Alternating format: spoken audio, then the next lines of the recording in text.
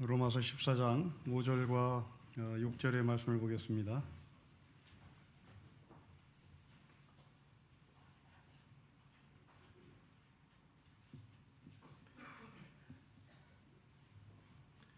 장 5절과 6절의 말씀을 우리 한 목소리로 읽겠습니다. 시작. 어떤 사람은 이 날을 전날보다 낮게 여기고 어떤 사람은 모든 날을 같게 여기나니 각각 자기 마음으로 확정할지니라. 나를 중히 여기는 자도 주를 위하여 중히 여기고 먹는 자도 주를 위하여 먹으니 이는 하나님께 감사하며 먹지 않는 자도 주를 위하여 먹지 아니하며 하나님께 감사하느니라. 아멘. 계속해서 우리는 판단에 대해서 말씀을 나누고 있습니다. 우리가 판단하는 대부분의 판단은 자기 생각을 기준으로 상대방을 평가하는 것이 판단이죠. 그러기에 이 판단은 연합을 가져다 주는 것이 아니라 서로 분리와 거리감을 두게 하는 결과를 가져다 줍니다. 집에서 아이들이 싸웁니다. 서로 자기 기준에서 자기가 피해자라고 주장을 하죠. 서로 판단입니다. 여기에 아버지 어머니가 중재합니다. 그러나 그 중재가 원활치 않을 때는 대개 서열순으로 혼을 내게 되죠. 이것이 판단입니다. 그런 어떤 가정에서 한 어머니가 서열순으로 아이를 판단한 것이 아니라 냉장고에 있는 아이스크림으로 두 아이들을 하나로 묶었습니다. 아이들과 함께 아이스크림을 먹자고 제안했고 아이들은 그 아이스크림으로 모였고 어머니는 이 아이스크림을 가운데 두고 두 아이의 손을 맞잡게 했습니다. 분리하려고 했던 이 아이들의 마음을 하나로 묶는 것은 아이스크림이었습니다. 지금 바울은 판단의 문제로 몸살을 앓고 있었던 로마 교회 안에 이제 연합함에 대한 초점을 두고 문제를 풀어갑니다. 우리가 지금까지 나눴던 판단의 문제는 음식의 문제였고요. 그리고 그 음식을 서빙하는 하인들을 대하는 손님들의 판단이었습니다. 오늘은 택의 문제입니다. 내가 어떤 날을 택할 것인가, 어떤 날을 중하게 여길 것인가 라는 얘기입니다. 그런데 이 오늘 본문은 우리가 앞에서 나눴던 먹는 문제 그리고 이 음식을 서빙하는 문제와 아주 긴밀한 관계를 갖고 있습니다. 여러분 6절 말씀 보십시오. 우리 같이 읽겠습니다. 시작. 나를 중히 여기는 자도 주를 위하여 중히 여기고 먹는 자도 주를 위하여 먹으니 이는 하나님께 감사하며 먹지 않는 자도 주를 위하여 먹지 아니하며 하나님께 감사합니다. 여러분 6절 말씀 보십시오. 지금까지 했던 것은 다 분리였습니다. 먹는 문제, 서빙하는 문제 다 분리였습니다. 그런데 6절은 이것을 통합을 합니다. 그렇다면 로마 교회 안에 이제 먹는 문제와 서빙하는 문제와 그리고 나를 택하는 문제가 하나로 묶여졌다는 얘기고 로마 교회 안에 이런 일들이 실제로 벌어졌다는 얘기입니다. 자, 그러면 우리는 이 세 가지를 연결시켜서 로마 교회 안에 있었던 실제 이야기를 우리가 한번 문장으로 꾸며봤으면 좋겠습니다. 자, 어떤 부잣집이 있었습니다. 그 부잣집의 주인이 여러분을 초대했습니다. 어느 날, 몇 날, 며칠, 몇 시에 오라고 일방적으로 초대장을 보냈습니다. 여러분들 그 초대장을 받았습니다. 날짜를 보니 이 날짜가 내가 별로 좋아하지 않는 날짜입니다. 우리 언어로 얘기하면 손이 있는 날짜입니다. 이 손이 있는 날짜에 내가 가면 나에게 어떤 불이익이 있을 것 같아 찜찜합니다. 그러나 워낙 높은 사람이 나에게 오라고 하니 어쩔 수 없이 그 사람의 얼굴과 체면을 봐서 참여를 합니다. 이제 식탁에 앉았습니다. 하인이 음식을 서빙합니다.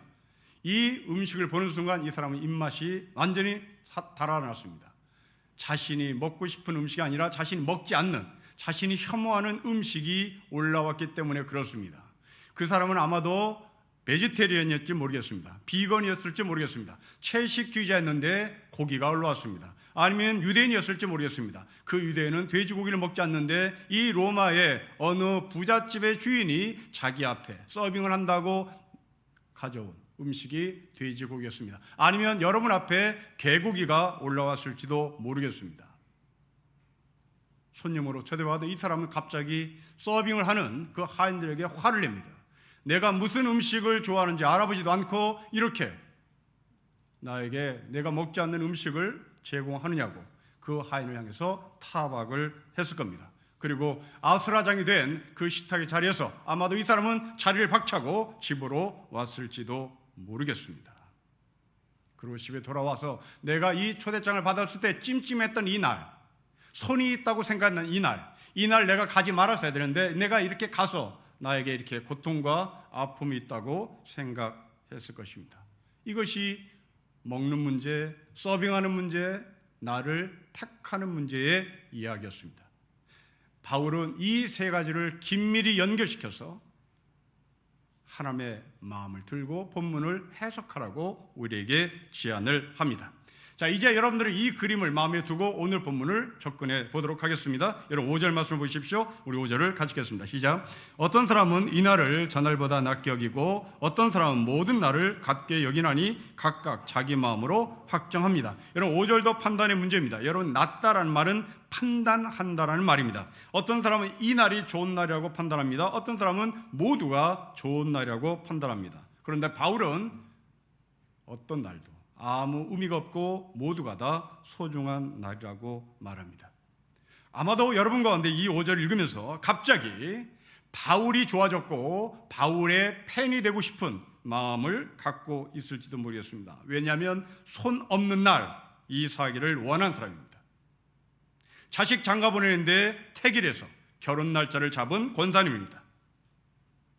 만일 누군가 여러분에게 권사가 아무 때나 결혼시키면 되지 이렇게 점쟁이한테 찾아가서 태기를 하면 되겠느냐라고 타박을 하면 여러분들은 오늘 본문을 가지고 방어할 수 있는 힘이 생길지도 모르겠습니다.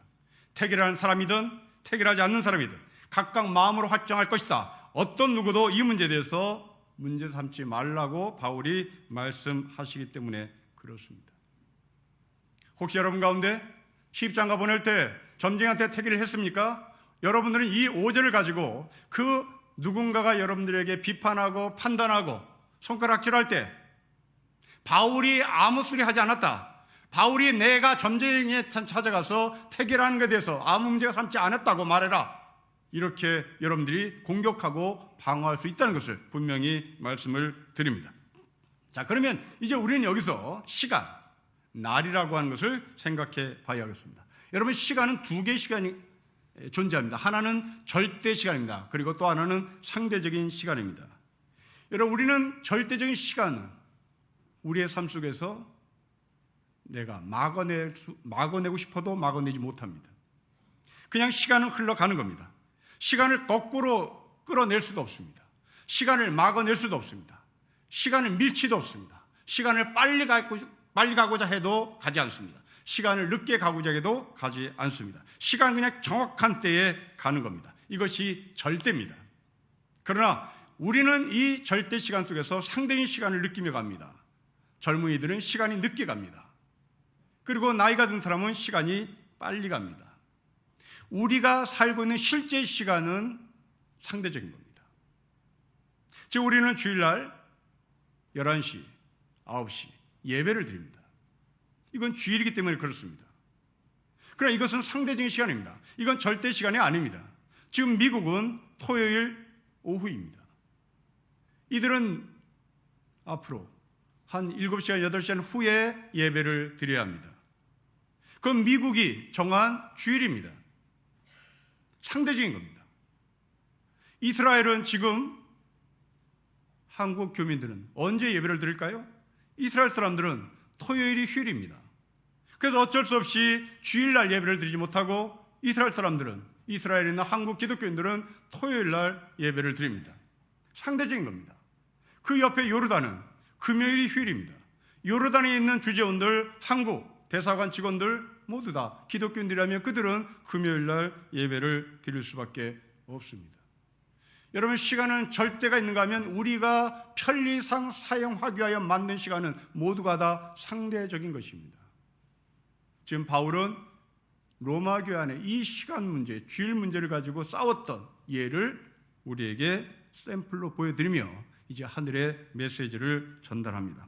여러분, 2000년 로마 교회 안으로 들어가 보십시오. 로마 교회 구성원들은 유대인들이 있었고 그리고 이방인들이 있었습니다. 여러분, 유대인들은 안식일을 예배로 지키는 전통을 갖고 있는 사람입니다. 여러분, 이 사람들은 이 전통을 무너뜨리기가 보통 힘든 것이 아닙니다. 제 아무리 예수를 주라고 고백하고 기독교 안으로 들어왔음에도 불구하고 여전히 이들의 몸속에 뼛속까지 깊이 들어있는 안식일은 절대 무너질 수가 없었습니다. 또한 이것은 성경적입니다. 하나님께서 안식일을 만들었기 때문이고 안식일을 지키라고 명령했기 때문에 그렇습니다. 그런데 이방인들은 주일날 예배를 드리자고 주장을 합니다. 이것이 부딪혔습니다.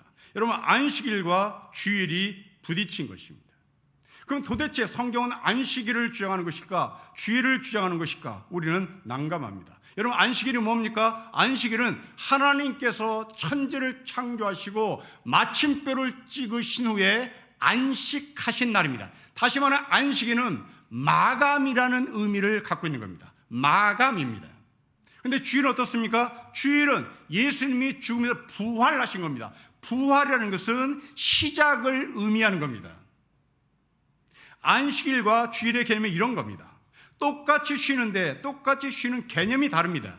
안식은 마침표를 찍고 쉬는 겁니다. 그러나 주일은 새로운 시작을 준비하기 위하여 쉬는 겁니다. 주일을 준비하는, 이 주일을 주장하는 성경의 근거를 좀 찾아보겠습니다. 여러분, 누가복음에서 예수님은 안식 후 첫날 부활하셨다고 기록합니다. 안식 후 첫날입니다.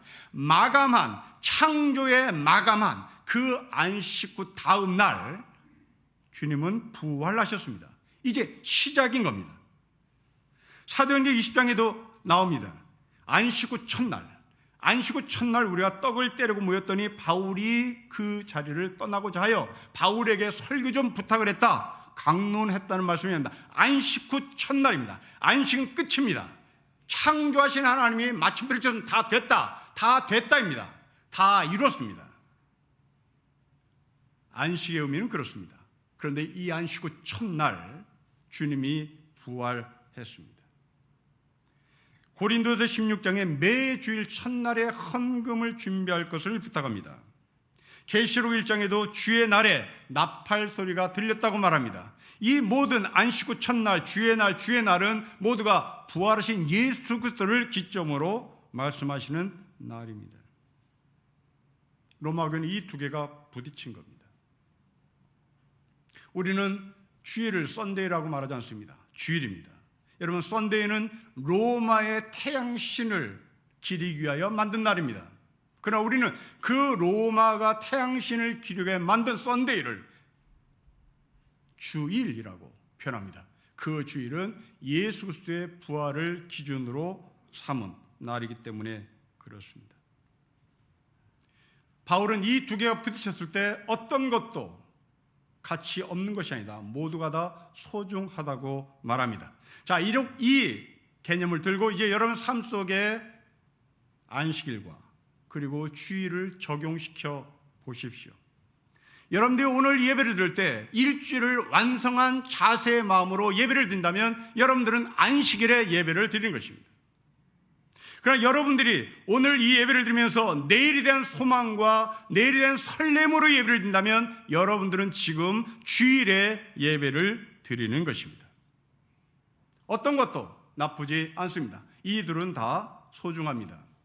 안식일에 예배를 드리냐, 주일에 예배를 드리냐, 마침에 예배를 드리냐, 소망의 예배를 드리냐, 부활의 예배를 드리냐, 안식의 예배를 드리냐는 개념이 완전히 다릅니다. 자, 첫째, 안식의 예배를 드리는 여러분의 마음을 살펴보고 싶다. 여러분들은 한 주간을 마감했습니다. 그리고 안식의 개념으로 이 자리에 나서 예배를 드립니다. 그렇다면 여러분들은 지금 여러분 자신을 성찰하고 계실 것입니다. 내가 일주일 동안 어떻게 살았는지 성찰하겠죠. 내가 정직하게 살았는지 성찰합니다. 내가 반듯하게 살았는지 성찰합니다. 내가 술을 마셨는지 마시지 않았는지, 왜 술을 마셨는지, 내가 왜 바이어를 만났는데 거짓말했는지, 내가 바이어를 만날 때 정직하게 사인을 했는지, 이것을 성찰합니다. 그리고 여러분 가운데 이 성찰하면서 왜 내가 이렇게 잘못 살았던 거 자기를 한탄하는 사람도 있고, 더 나아가서 자신의 삶을 한탄을 뛰어넘어 완전히 송두리째 자신의 삶을 부정하는 사람도 있습니다. 만약 여러분들이 한탄하는 사람이라면 저는 그 한탄을 없앨 수 있는 비결을 말씀드리겠습니다. 바로 예수님께 나가십시오. 하나님께 나가십시오. 흑암이 기품이 있고 공허가 가득 찼을 때 하나님의 신이 그 위를 움직였습니다. 그 위에서 여러분들의 흑암과 공포를 누르고 계십니다. 누르고 계신 그 하나님께서 우리에게 말씀하십니다. 빛이 있으라라고 말씀하시고 그 빛으로 말미암아 하루가 시작이 되는 겁니다. 이것이 성찰의 예배입니다. 여러분들이 한 주간 동안 바야를 만났습니다. 그 바야와 정직한 계약을 맺지 않고 뒤에 이면 계약을 맺었습니다. 그 이면 계약을 맺은 것은 아니라 지금 여러분들이 고통스럽습니다. 이 고통스러움이 여러분에게 흑암과 공포와 공허 속에 가득 찼습니다. 이때 하나님께서 그 위를 누르시면, 하나님께서 그 위를 움직이시면 그 공포와 흑암과 공허감이 사라짐과 동시에 빛이라 말씀하신 하나님의 말씀의 명령의 근거에서 여러분 가운데 빛이 생기는 것입니다. 시대를 잘못 만난 것도 아닙니다. 여러분의 팔자소관도 아닙니다. 하나님께서 여러분을 쓰시려고 이제 여러분 위에 올라타신 것입니다. 창조주 하나님이 부족한 우리를 완성시키시기 때문에 그렇습니다. 이것이 안식입니다. 모든 것을 창조하시고 7일째 되는 날 하나님은 쉬셨습니다. 안식입니다. 여러분 에스겔 들어보십시오. 에스겔은 유배지 바벨론에서 주저앉지 않았습니다. 그 흑암 속에서 에스겔을 부르신 하나님의 음성을 듣기 시작하고 그 에스겔의 사역은 바벨론에서 주저앉은 이스라엘 백성들을 일으켜 세웁니다. 우리나라는 세계에서 가장 못 사는 나라 중에 하나였습니다. 그러나 지금은 선진국으로 발돋움했습니다. 여러분 어둠 속에서 그 어둠을 누르고 우리를 일으켜 세우시는 하나님의 은혜 때문입니다. 우리나라가 이렇게 잘 살게 되었다면 이제 여러분도 우리나라가 잘 살게 된 것을 샘플에 근거해서 여러분의 삶을 해석하십시오. 6.25 동란 때 쓰레기에서 한국이 민주화가 된다는 것은 장미꽃이 피는 것보다 더 어렵다라고 말했습니다. 쓰레기 더미에서 장미꽃이 피는 것보다 더 어렵다고 서구의 학자들이 말할 때 우리는 그 말에 순응하지 않았습니다. 이 땅에 기도하는 사람들이 있었습니다. 이 땅에 하늘의 백성들이 있었습니다. 그 하늘의 백성들이 하나님께 간구했습니다. 이 흑암을 누르십시오. 이 흑암을 밟으십시오. 이 흑암을 주님께서 통치하십시오. 여러분의 삶 속에 있는 흑암, 여러분의 삶 속에 있는 공허, 공포, 그것을 누르십시오. 그것을 지배하십시오. 그것을 통치하십시오.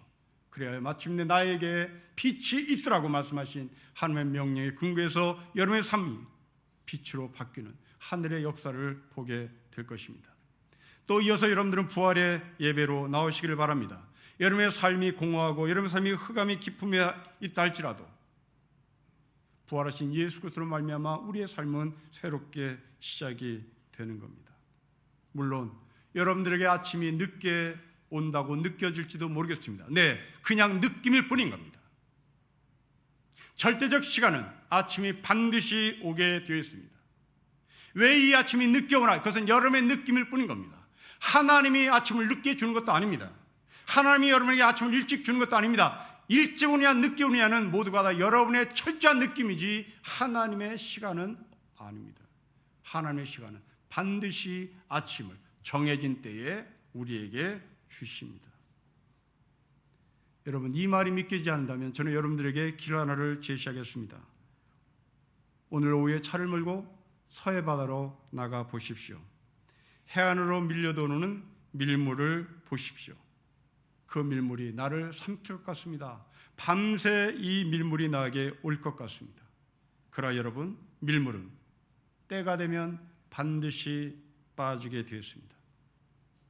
밀물은 나가기 위하여 들어오는 물입니다. 반드시 이 밀물은 나가는 것을 약속하고 우리 가운데 밀려오는 물입니다. 그러면 기다린다면 때가 되면 그 밀물은 빠져나갑니다. 컵라면을 먹이려 할지라도 최소 4분은 기다려야 합니다. 기다리는 것이 힘들지라도 먹으려면 기다려야 됩니다. 힘듦과 어둠 속에 하나님의 영의 능력이 움직이고 계시기 때문에 우리는 기다리면 되는 겁니다. 여러분, 아침은 시작입니다. 아침은 새로운 삶입니다. 부활은 새로운 시작입니다. 바울은 고백했습니다. 우리가 환난 중에서도 즐거워하고 환난의 인내를 인내는 연단은 소망을 이룬다고 말씀합니다. 여러분들에게 내일이 설레는 아침이 되었으면 좋겠습니다. 그 근거는 여러분의 개인적 주관이 아니라 부활하신 예수 그리스도의 역사의 사건에 근거한 것입니다.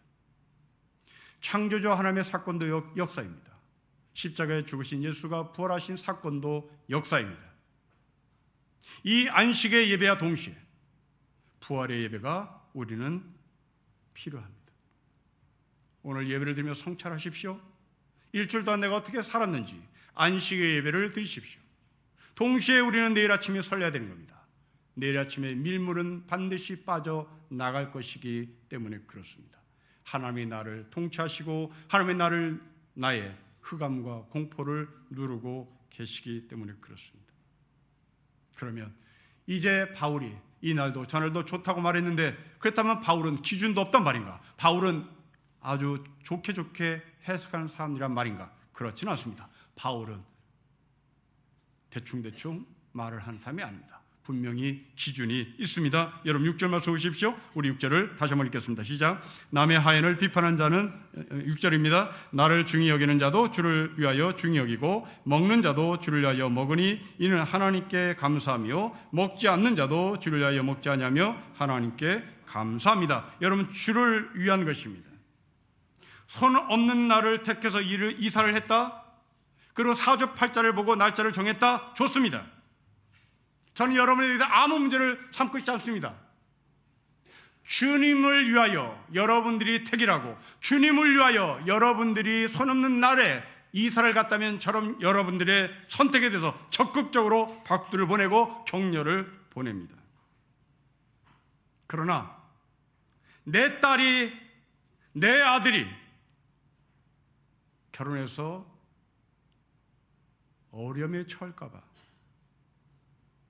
점쟁이를 찾아가 태교를 했다면 그것은 틀린 겁니다. 여러분, 똑같이 점쟁이를 찾아갔습니다. 똑같이 날짜를 잡았습니다. 여러분들이 그 점쟁이를 찾아갈 때 주님을 위하여 점쟁이를 찾아가는 것은 저는 문제 삼지 않겠습니다. 그러나 내 딸이, 내 아들이 잘 살기를 바라서 점쟁이를 찾아갔다면 여러분들은 잘못 길에 들어선 것입니다. 제가 대학을 다닐 때 칼 발트라고 하는 신학자의 원서를 가지고 공부를 한 적이 있습니다. 당시에는 인쇄술이 발달하지 않아서 그냥 귀하교에게 원서 하나를 독일에서 직수입해서 서로 카피를 해서 보던 시대였습니다. 때문에 겉표지를 어떻게 손댈 수 없는 그런 상황이었습니다. 우리가 카피해서 받은 그 칼발트의 원서의 표지는 칼발트가 파이프 담배를 물고 있는 사진이었습니다. 저는 충격이었습니다. 당시까지만 해도 저는 술, 담배를 금하는 교회에서 지냈고 술, 담배를 하는 사람은 구원을 받지 못한다고 배웠기 때문에 그렇습니다. 물론 지금 저는 술, 담배가 구원하고는 아무 상관이 없다는 것을 분명히 성경의 근거에서 여러분들에게 말씀을 드립니다. 그런데 그 어릴 적 저는 칼발트가 파이프 담배를 물고 있는 사진을 보고 도대체 이 사람은 목사인 나를 가르칠 능력이 있는 사람인가, 가르칠 자격이 있는 사람인가 질문을 할 수밖에 없었습니다. 그런데 여러분, 만약 이 칼발트라는 신학자가 정말 세계적으로 가장 유명한, 가장 앞선 이 칼발트가 한국 교회에서 술, 담배를 하는 이 칼발트가 한국 교회에서 목회를 한다면 여러분들은 어떻게 이 사람이 처신해야 될 것이라고 생각합니까? 독일에서 술, 담배를 하는 것처럼 당당하게 술, 담배를 해도 되는 것일까요? 아니면 한국 상황이기 때문에 술, 담배를 끊어야 할까요? 물론 한순간에 술, 담배를 끊으면 얼마나 좋겠습니까? 그러나 여기서 지금 술, 담배를 하신 여러분, 술, 담배를 끊는다는 것은 보통 힘든 게 아닙니다. 하루 이틀에 해결되는 문제가 아닙니다. 그렇다면 한국교회에서 목회를 하고 싶은 이 칼발트는 술, 담배가 끊길 때까지 기다려야 하는가? 또 그것도 그렇지 못합니다. 한국교회에서, 한국신학교에서 그렇다면 절대로 강의를 할 수 없는가? 또 이것도 문제가 되는 것 같습니다. 저는 세 가지 길이 있을 것 같습니다. 첫째, 술, 담배 하는 것은 구원하고 아무리 상관이 없다 한국교회 교인들에게 가르치면 되겠죠. 둘째, 하지만 한국교회가 가진 아름다운 전통, 그 전통을 나는 존중하고 앞으로 끊어나가도록 하겠다고 말하며 노력하는 것이겠죠. 아니면 이 첫 번째, 두 번째가 힘들면 마지막 세 번째 카드가 있을 것 같습니다. 교인들 앞에서는 피지 않겠다. 그리고 뒤에 가서 나는 피우고 절대 입에서 냄새나지 않겠다. 이야기는 끝난 거죠. 이것은 술, 담배가 구원하고는 아무 문제가 되지 않기 때문에 그렇습니다. 그러나 술, 담배가 구원하고는 아무 상관이 없다라고 주장하고 성경적인 근거를 들이대면서 절제 없이 술을 마시고 절제 없이 담배를 피우는 사람들에게 말씀을 드립니다. 버젓이 술과 담배를 하면서 하나님께 전혀 문제가 되지 않는 것은 사실입니다.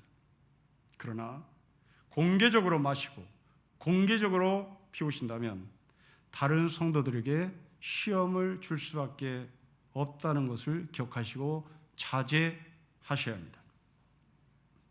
피우고 싶으면 관악산 깊은 곳에 가서 피시고 내려오시면 되는 겁니다. 또한 가급적 끊어야 되는 이유, 그것은 신앙의 문제기보다는 건강의 문제입니다. 그 건강은 여러분의 건강의 문제만이 아닙니다. 가족의 건강입니다. 가족의 건강만의 문제가 아닙니다. 담배로 인하여 폐암이 유발되는 것을 우리는 알고 있습니다. 그 폐암이 많아지면 많아질수록 여러분들의 국민 건강 의료보험의 수가는 올라갑니다. 결국 여러분의 한 사람이 나라를 고통스럽게 만드는 겁니다. 여러분들의 폐암 수술비를 의료보험공단에서 대야 하는 겁니다. 저는 의료보험을 내면서 폐암 환자를 돕고 있는 겁니다. 간암 환자를 돕고 있는 겁니다. 그를 지금 살려내고 있는 겁니다. 없는 돈에, 이론이 아까운 이 시대에 담배 피는 사람을 위하여, 그 담배 피는 사람이 폐암 걸린 그 환자를 살려내기 위하여 이 아까운 돈을 보험금으로 내고 있는 겁니다. 폐암 환자로 수술하신 여러분, 그것이 담배에 기인했다면 여러분들 담배 피지 않는 사람이 내는 그 의료보험 비에 큰 혜택을 받고 있다는 것을 기억하십시오. 그러나 이것은 건강의 문제뿐이 아닙니다. 신앙의 문제로 직결됩니다. 여러분, 오늘 본문의 말씀이 그렇습니다. 술을 마셔도 주를 위해서 하세요. 담배를 펴도 주를 위해서 하세요. 그 주라는 것을 좁혀보십시오. 그 주님이라는 거대한 담론을 좁히고 좁혀보십시오. 여러분의 부인을 위해서, 여러분의 자식을 위해서 하지 말라는 말입니다. 옆 사람을 위해서 하지 말라는 말입니다. 그건 고통입니다. 주라고 하는 이 거대한 담론은 나하고 상관없는 것이 아닙니다. 이 주를 요약하고 더 좁히 들어가 보면 결국 나애가 되는 겁니다. 그리고 여러분의 자식이 되는 것입니다. 주의 영광을 위하여 하는 겁니다. 저는 학년적으로 피택되신 분들과 교회 리더들이 가져야 할 자세에 대해서 지금 공부를 하고 있습니다. 이전에 우리가 공부한 내용은 제사 문제였습니다. 여러분, 200년 전에 천주교가 한국에 들어왔을 때 이 제사 문제로 인하여 순교당한 사람이 한두 사람이 아닙니다. 정말 무자비하게 죽임당했습니다. 조상 제사를 거부했기 때문에 그렇습니다. 그러나 이제 캐톨릭에서는 제사를 허용했습니다. 캐톨릭은 제사 문제로 인해서 가족 간의 갈등은 없어졌습니다. 그러나 개신교는 아직도 제사를 허용하지 않습니다. 그로 인하여 가족들끼리 갈등을 겪고 있는 것이 현실입니다. 그러나 우리나라 사람들은 죽었다 깨나도 제사를 없앨 수 없는 민족입니다. 이것은 아주 오래전부터 우리의 문화 깊이 들어와 있는 문화의 하나이기 때문에 그렇습니다. 이 제사를 없앨 수 없는 한국 사람, 특히 한국 기독교인들은 궁여지책으로 제사를 만들어냅니다. 그 제사가 추도 예배입니다. 제사를 없애는 민족이 될 수 없다는 것을 반증하는 겁니다. 우리는 죽었다 깨나도 제사를 붙들고 있어야 된다는 것을 알리는 몸부림입니다. 여러분, 성경에 제사 없습니다. 성경에 추도 예배 없어요. 우리는 죽음과 동시에 바로 천국으로 가느냐 지옥으로 가느냐 나뉩니다. 3일장도 할 이유가 없는 겁니다. 그냥 끝나는 겁니다. 그래서 우리는 3일장을 합니다. 왜? 우리의 문화입니다. 제사를 드립니다. 우리의 문화입니다. 추대배를 뭐하러 드립니까? 천국 간 아버지인데. 그런데 드립니다. 그 추대배를 드릴 때 표현 방법으로 눈을 감은 채 머리만 숙이도록 권면합니다. 근데 우리 중에는 아직도 컬컬한 분이 계실 겁니다. 눈을 감고 목례만 하는 것이 속에 차지 않아. 그냥 절을 하고 싶습니다. 그 아버지, 어머니의 사진 앞에 큰 절을 드리고 싶습니다. 그러나 믿음이 없는 삶이라고 낙인 찍힐까 봐 또 그렇지도 못합니다. 여러분들이 이런 갈등 속에 있다면 여러분들은 과연 추도 예배를 어떻게 드렸으면 좋겠습니까? 절을 하면 좋을까요? 아니면 목례만 하면 좋을까요? 아니면 눈을 감고 그냥 묵상만 하면 좋을까요? 어떤 것이 좋을까요? 없습니다. 이것이 옳다, 저것이 옳다. 저는 말할 수 있는 자격 없습니다. 바울이 지금 그렇습니다. 무엇이 옳다, 무엇이 그르다 말하지 않습니다. 태도가 중요한 것이 아니라 바로 당신의 마음속에 무엇이 있느냐 중요한 겁니다.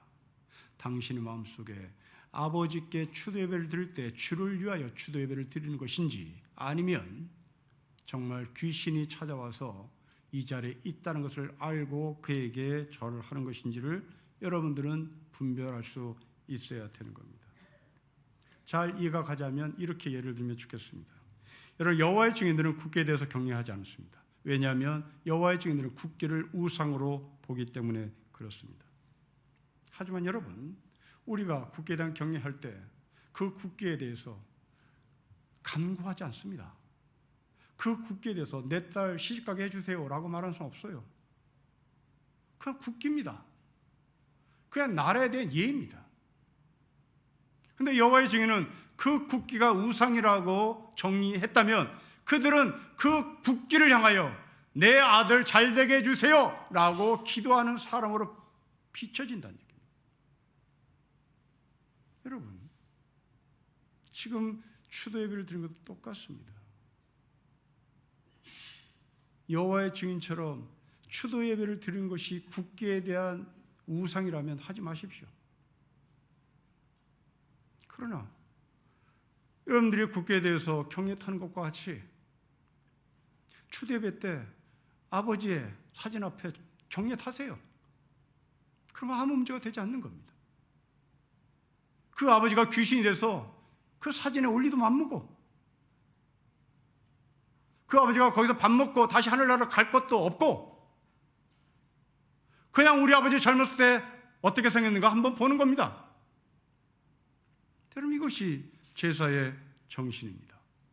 이것이 추도 예배입니다. 주를 위하여 하는 겁니다.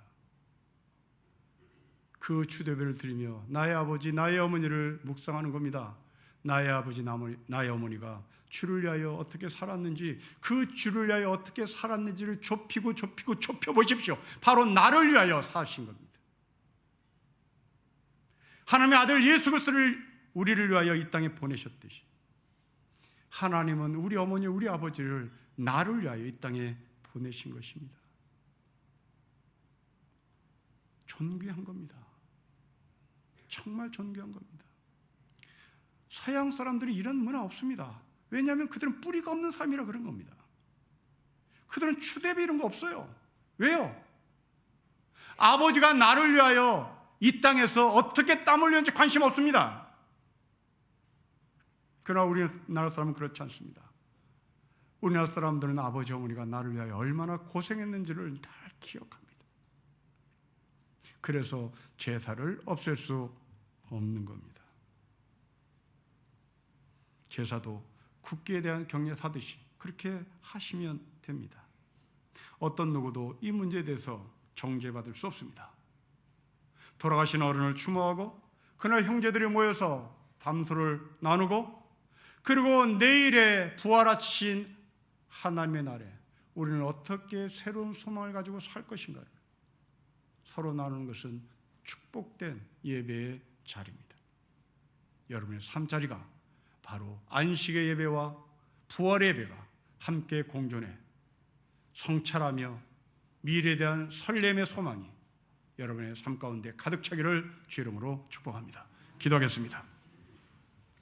안식일과 주일이 부딪혔을 때 주를 위한 안식일, 주를 위한 부활인 것을 바울을 통하여 알려주셨으니 우리가 이 안식일의 예배를 통하여 성찰하게 하시고 부활의 예배를 통해서 설레는 소망을 갖게 하셔서 우리가 하늘나라를 가는데 이 두 개의 공존함이 우리 삶 가운데 충만해서 하나님의 영광의 나라에 가는 축복된 인생 되게 하옵소서. 주 예수 그리스도의 이름으로 기도합니다. 아멘.